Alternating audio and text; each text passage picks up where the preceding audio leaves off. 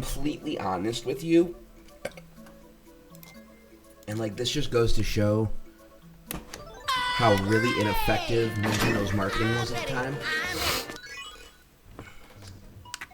I didn't even know about the Wii U until like 2 or 3 years after it came out.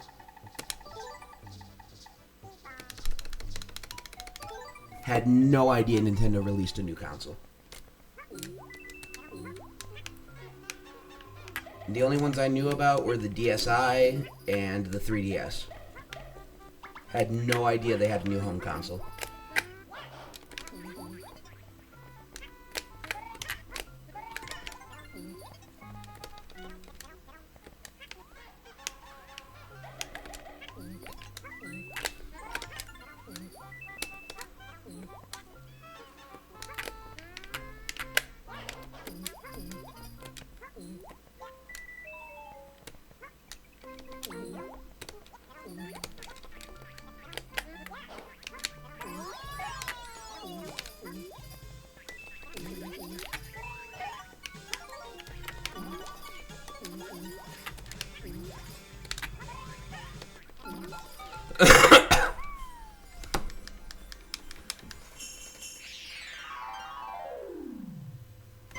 Had one on release and loved it, and then 5 years later you realize no one else bought it or liked it. Yeah. I feel like the Wii U was Nintendo trying to do the Switch a little too early. Like, a lot of people say that they made the Switch based off of the whole gamepad thing, but the Switch has been an idea in the back of their minds for like a while now. Like, you can tell. Because, like, the Super Nintendo had the fucking cartridge slot adapter so that you could play Game Boy games on it. The GameCube had the Game Boy player.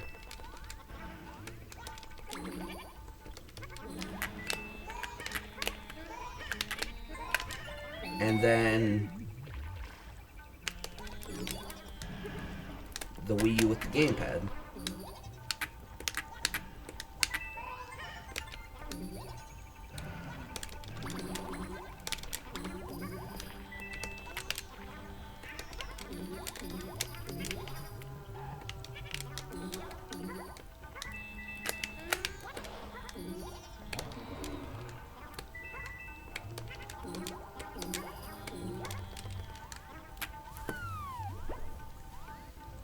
Love taking the gamepad around the house to play.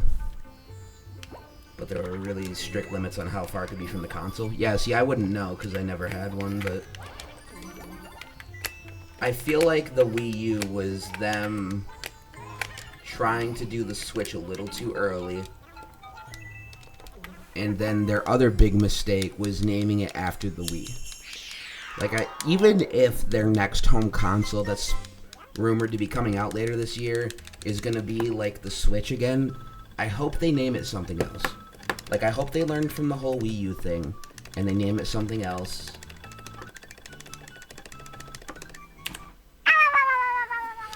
Oh, this might be dead. This might be dead. I could still gold in pretty much every stage after this, but best games from it used the Wii remotes anyway, so it was really just a Wii 2. Yeah, that's like,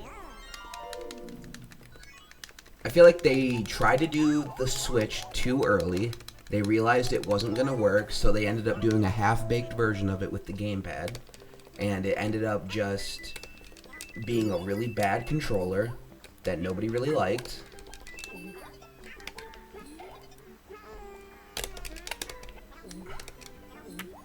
And then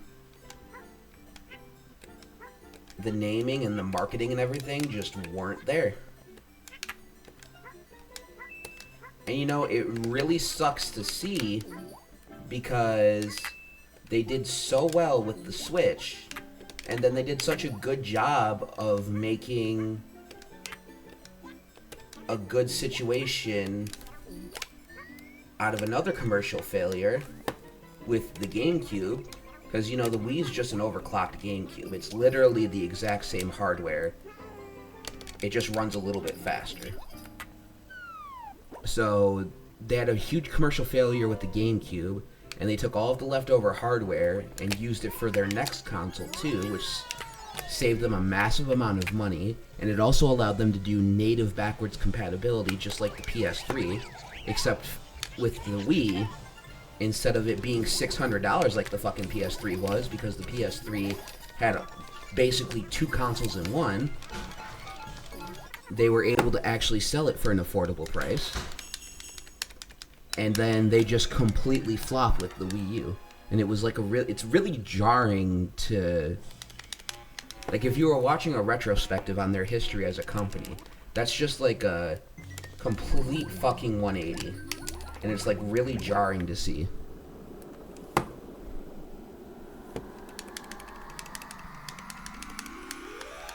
Exactly. And it's like they managed to take the best of both worlds for the PS3's native backwards compatibility, because it had PS2 hardware inside of it on top of the PS3 hardware, and the emulated backwards compatibility that Microsoft, the emulated backwards compatibility approach that Microsoft took. Damn, that golden? Holy shit. With the fucking virtual console, so it was like the best of both worlds.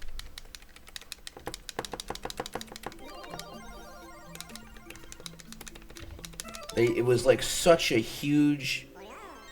I mean, obviously, sales were inflated by the gimmickiness of the motion controls. Holy shit, I just like... Oh, that's bad. I just went the completely wrong direction. Yeah, this might be dead. I'm gonna keep going for golds, but...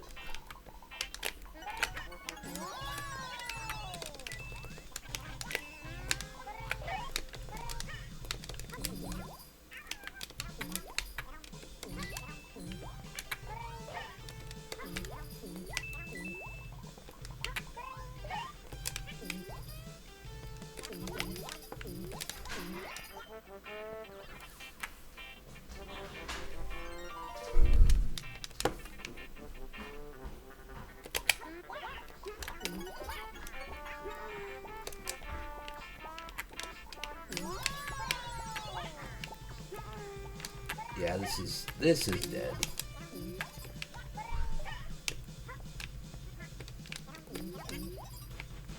Oh well.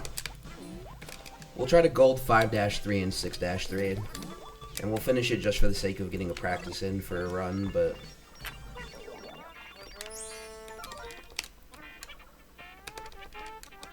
That's unfortunate. I mean, hey, we finally got a run that made it to fucking, hut, though, so... And like with my gold potential here, and my gold potential in Limbo and Ghost Castle, this definitely still could have PB'd. Not anymore, but... It was still alive until here, so... I mean, I'll fucking take it. Shit.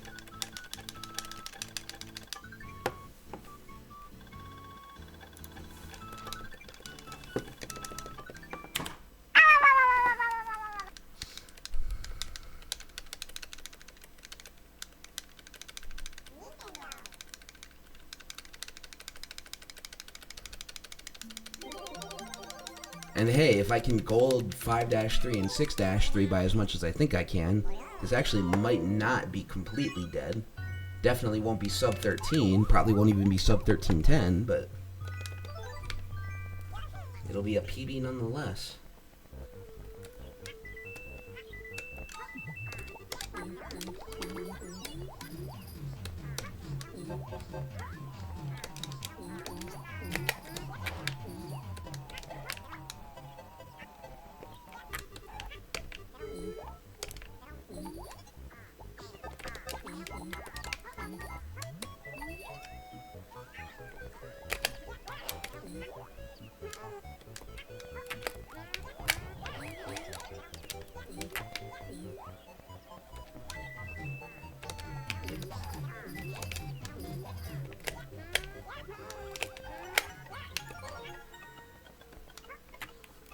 to make sure that I actually hit the fucking heart.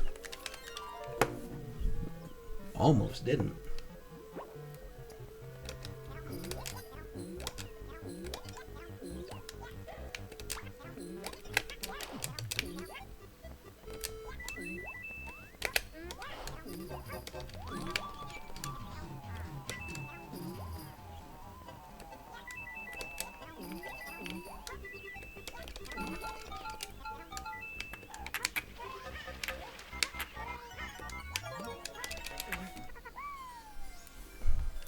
Golden? Golden? Any golders in chat? Nah, I don't think so. Well, maybe. Potentially? Possibly?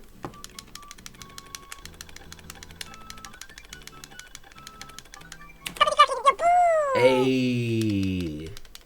Alright, and I still got like another second or two on top of that. Maybe 3. So...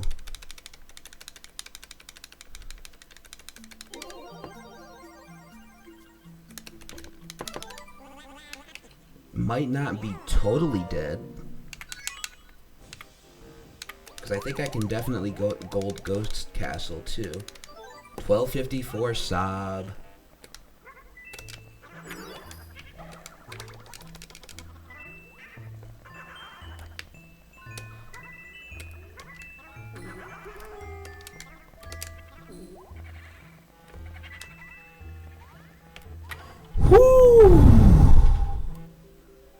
You don't normally have to stop for that guy, but that also assumes that you don't almost fall in the pit like I did. Also, yeah, free bit of advice, you don't have to stop for that second ghost. If you just fucking haul ass, then you'll be able to avoid him.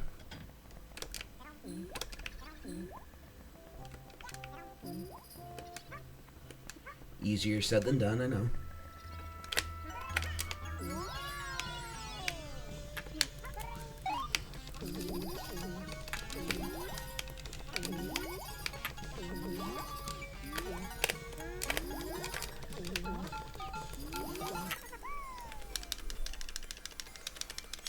Oh no, ads are gonna start. Shit. Hold up. Snooze the ads.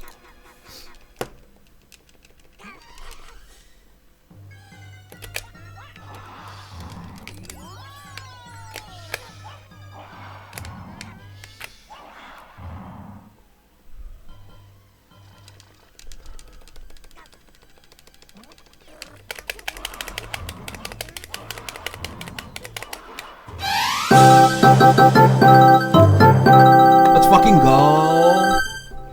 PB'd by a second. Fuck yeah, dude.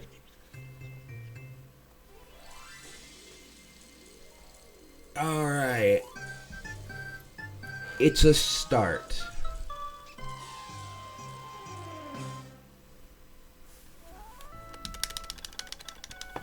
I'll take it.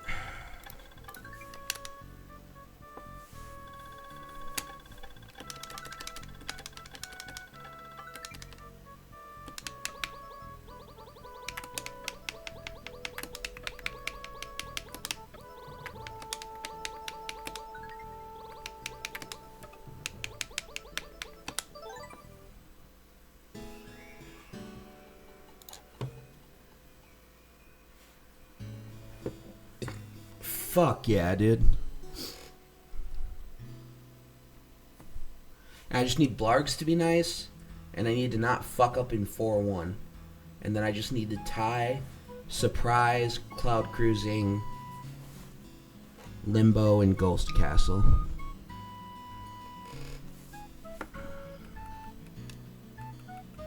Fuck yeah, dude. Alright.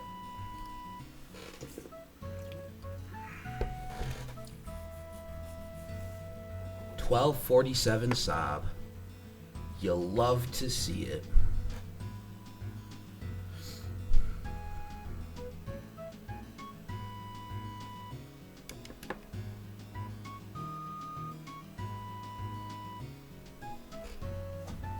Yes, sir.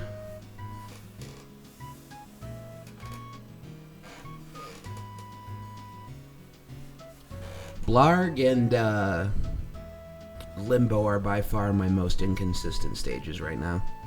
So the fact that I managed to gold Limbo by a little over 7 seconds, I'll take it. I'll definitely take it. And,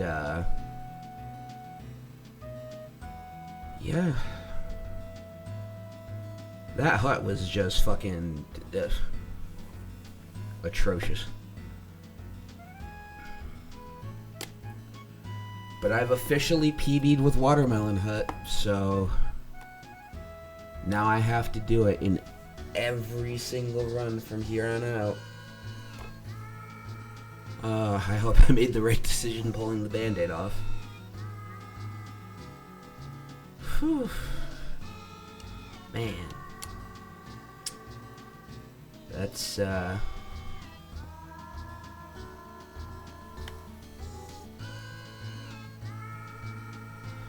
feel like you're real inconsistent with Limbo. I feel like you do the same thing every time, but your time will swing plus or minus by up to 12 seconds to your constant confusion. Yeah, it's the little things. Like, it took me a while to, like, really pick up on everything that was different in my attempts.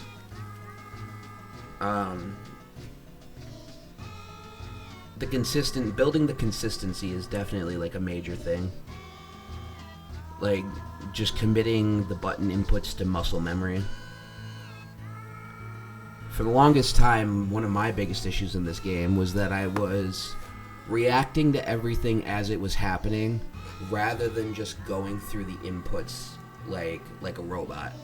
And that's really what you gotta do, is you gotta just commit the inputs to memory, know when to do what, and just do it regardless of what's happening on screen.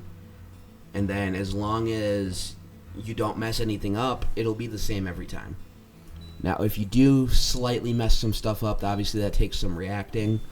But, like, the main thing that I've had to learn is just, like, you should be like a machine, just reading out inputs. Really gotta know the levels inside out, yeah. That's a good way to put it. Alright, well,